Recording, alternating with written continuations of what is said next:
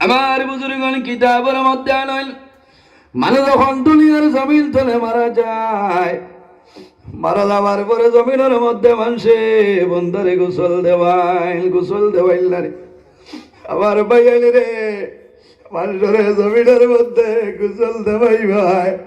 কত বেশি গরম জল দিও না, কত ঠান্ডা জল দিও না, পর্দায় জ্বালাইব জাদু বলি আমার শরীরের মধ্যে এত গরম,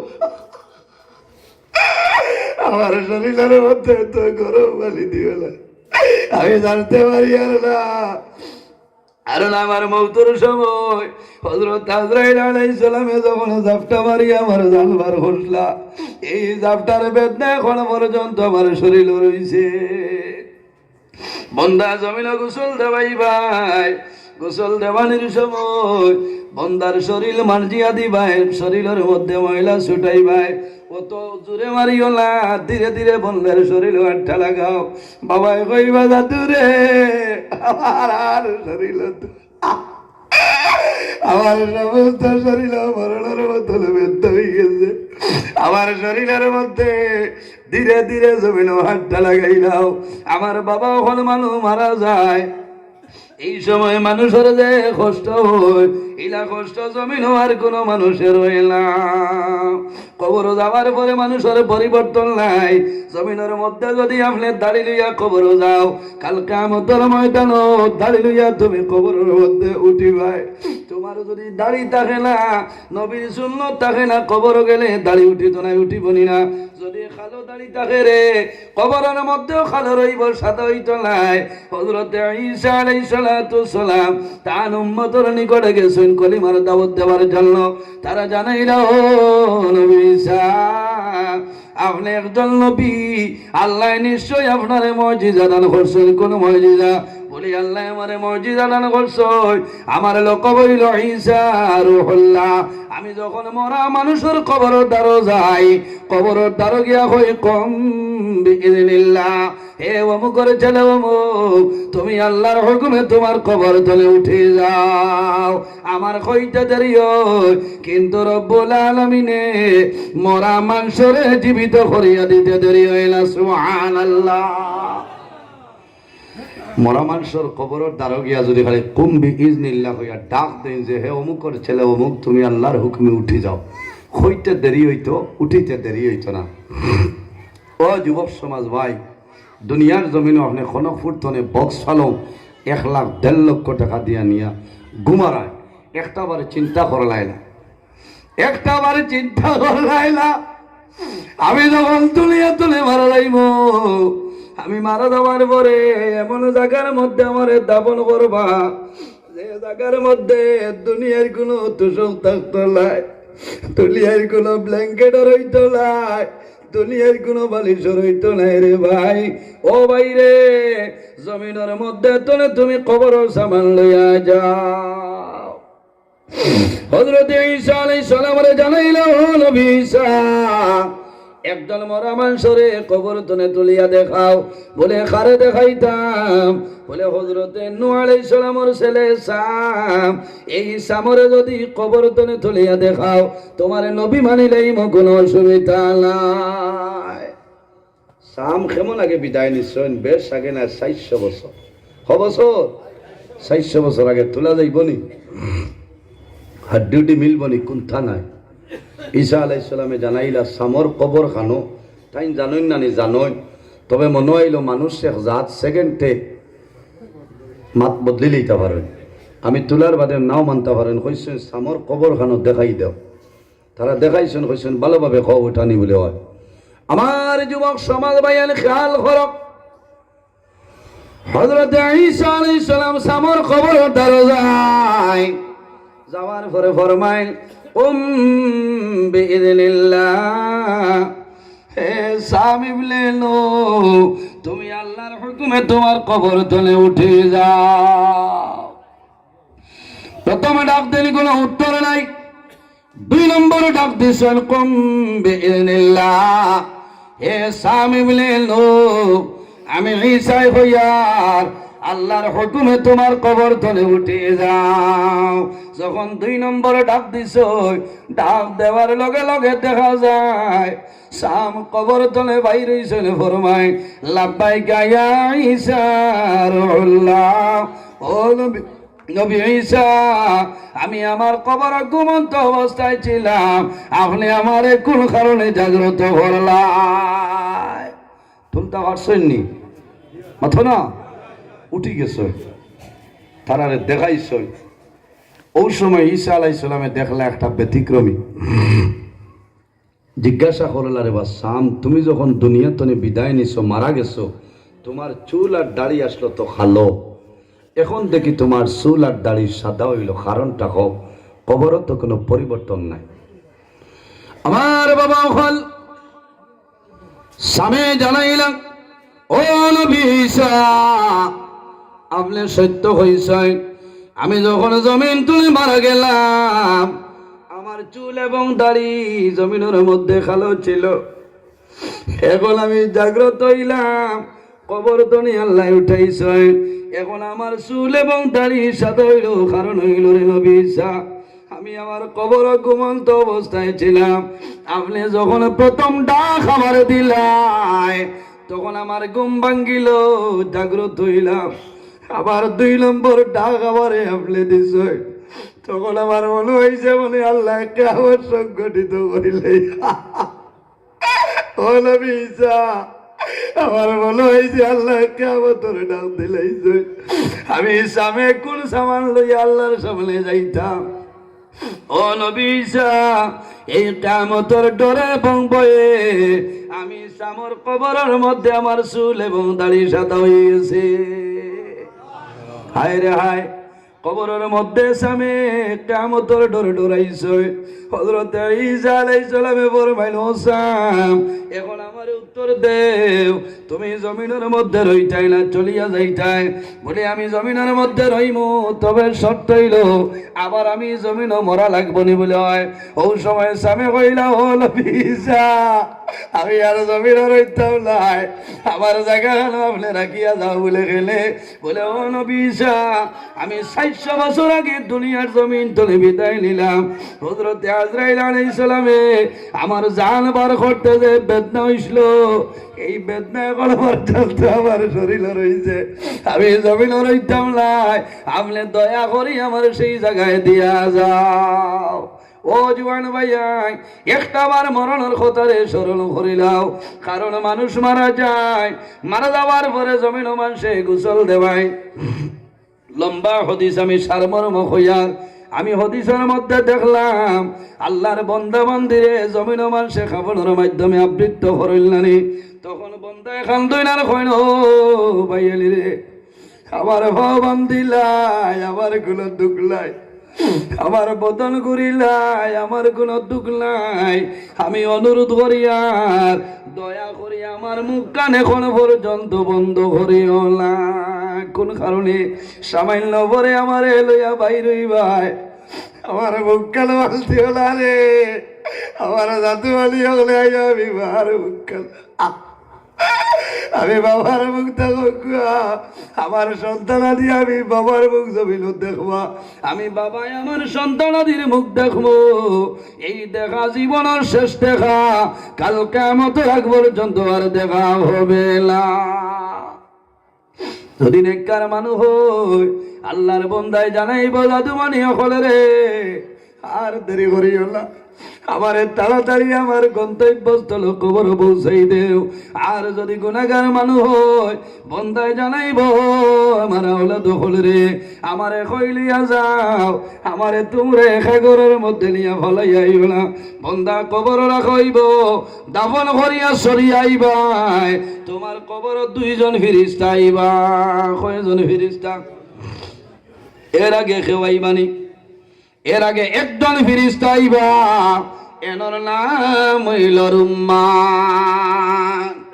নেকির মনকির আগে আরেকজন ফিরিস্তা আইবা, এনর নাম হইল রুম্মান। রুম্মান ফিরিস্তা আইয়া জানাইবা, ও বান্দা, তোমার জীবনের মধ্যে যত নেকির কাম করলাই, একটা কাগজের মধ্যে লেখিয়া দেও, আর তোমার জীবনের মধ্যে যত গুনার কাম করলাই রে একটা কাগজের মধ্যে লিখিয়া দেও। আল্লাহর বন্দায় জানাইব ফেরেশতা আমি এখন মধুর মন্তর জমিন নাই, আমি এখন বেরেঙ্গার জমিন নাই, আমি খনকপুর নাই, আমি খাসিপুরের জমিন নাই রে। ও ফেরেশতা আমি অন্ধকার কবর, আমার লগে কলম নাই খালি নাই, আমার জীবনের নেকি বদি লেখা সম্ভব হবে না। সম্ভব আছে নি? ফেরেশতায় জানাইবা বন্দা লেখো।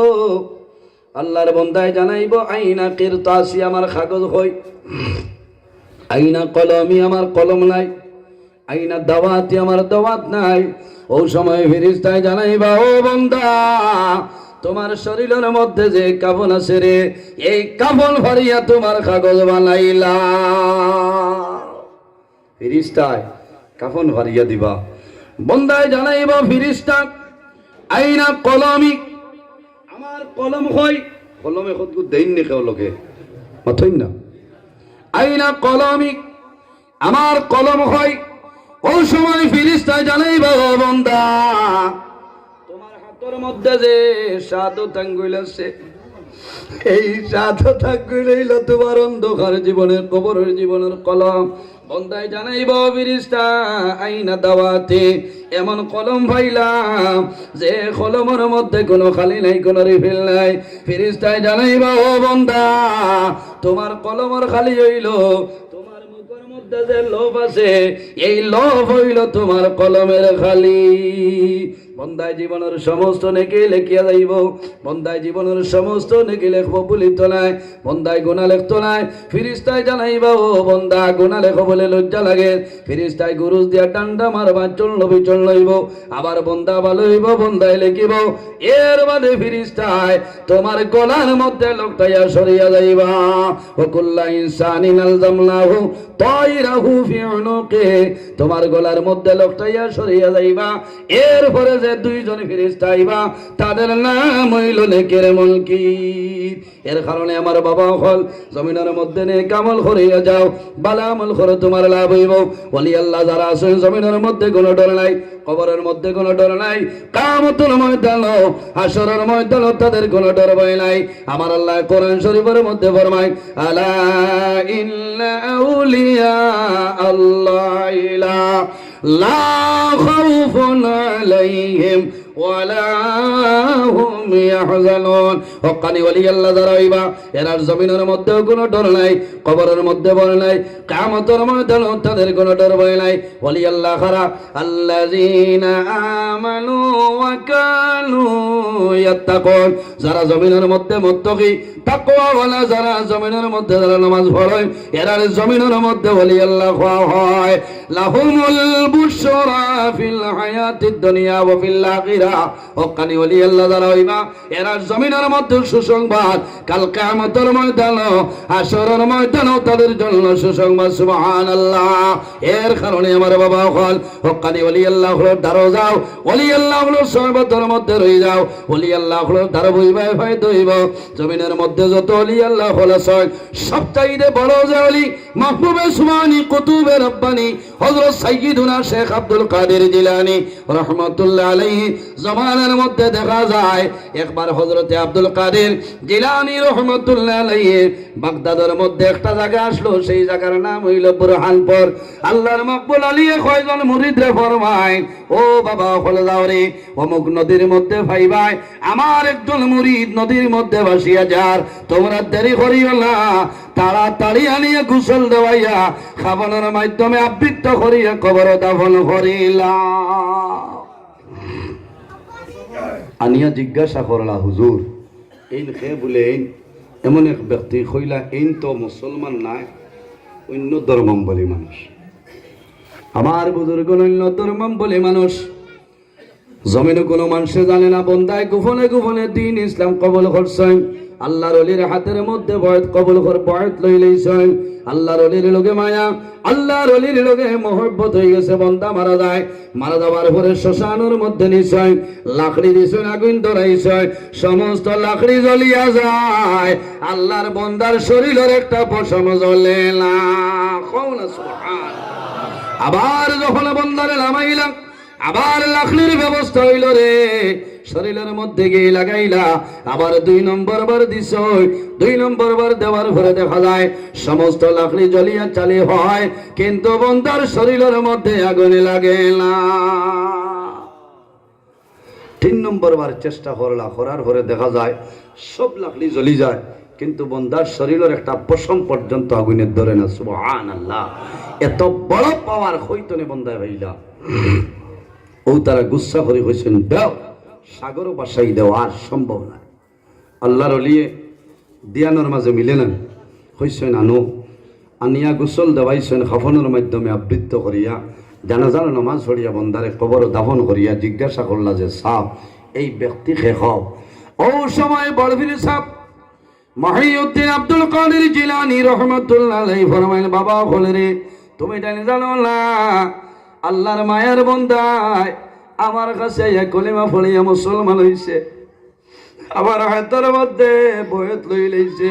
আমার বড় মায়ার একজন মুরিদ, তার মায়ে জমিনও জানিল না, বাবাই জানিল না, তার তেলে জানে না, আমিও জমিনও জানে না।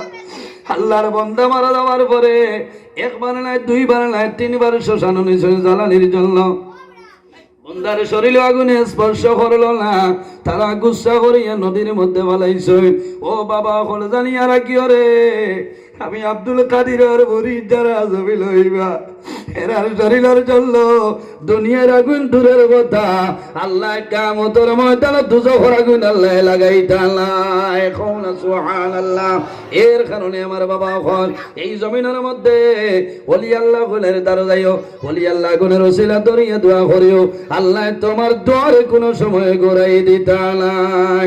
বন্দা জমিনের মধ্যে খান দিও, ওলি আল্লাহ দ্বারা গিয়েও খান দিও, বেড়া নাই তোমার ঘরের মধ্যে নামাজ পড়িয়া খান দিও, তাহাজ্জুদের নামাজ পড়িয়া তওবা ইস্তেগফার করিয়া হাত তুলিয়া খান দিও।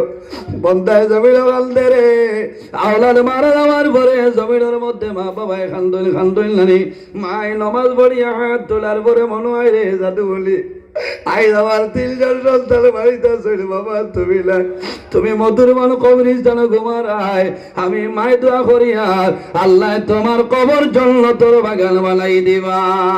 আমার নবী ফরমাইল মান বাকা মিন খাশিয়াতিল্লাহ হারামাল্লাহু তিলকাল আইন আলাল নার, যে বান্দায় জমিন আল্লাহর ডরে এবং ভয়ে খান দিব, হারামাল্লাহু তিলকাল আইন আলাল নার, আল্লাহ কিয়ামতের ময়দানে বান্দার 2টা চক্ষুর জন্য আল্লাহ দুজখের আগুন হারাম করিয়া দিবা। সুবহানাল্লাহ। সম্মানিত হাজিরিন, এর কারণে জমিনের মধ্যে আমরা একটা জিনিসের বা খেয়াল করতাম, 5 ওয়াক্ত নামাজ জামাতের সহিত পড়িতাম, চেষ্টা করতাম আল্লাহ তৌফিক দান করুক, সারাই হোক আল্লাহুম্মা আমিন। মা বাবার খেদমত করতাম, খাদ্য যেটা খাইতাম হালাল খাইতাম, বলেন খাদ্য যেটা খাইতাম হালাল খাইতাম, একে অন্যর প্রতি ভালো ব্যবহার করতাম। আমার লগে দোয়া করবো। আমি আজ একমাত্র ওয়ামা করি আইছি, ওয়াজও নাই। গত খাই মাগরিব পরে একটা মাইক ও পরিমাণ বাদ মাইক আসলো, আমার অবস্থা বেহাল করে লাইছে, শরীরের কন্ডিশন বেশ ভালো না।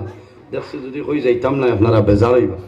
ও আইছি আমার ভাই বরাকর বিশিষ্ট আলিমে দিন হজরত মৌলানা মুফতি কমরুল ইসলাম বরকতি সাহেব অত্যন্ত সুন্দর আলোচনা করেন, তাই না আপনারা সামনে তশরিফ লিয়ে শুনাইবা। এর বাদে উত্তর পূর্বাঞ্চল আহলে সুন্নাত ওয়াল জামাত কেন্দ্রীয় কমিটির সাধারণ সম্পাদক শাহ সুফি আলহাজ হজরত মৌলানা সৈয়দ হিফজুর রহমান মিশকাত সাহেব কিবলা মাদ্দাজিল্লাহুল আলী আপনারা সামনে আইবা, ওসিয়ত নসিয়ত করবা, দোয়া দিবা, আমার লাগি দোয়া করবা। খুব অসুবিধা করে আমি আপনার কাছ থেকে বিদায় নিয়ে মুক্তসরে দোয়া করি বিদায় নিতাম। আমিন। আলহামদুলিল্লাহ।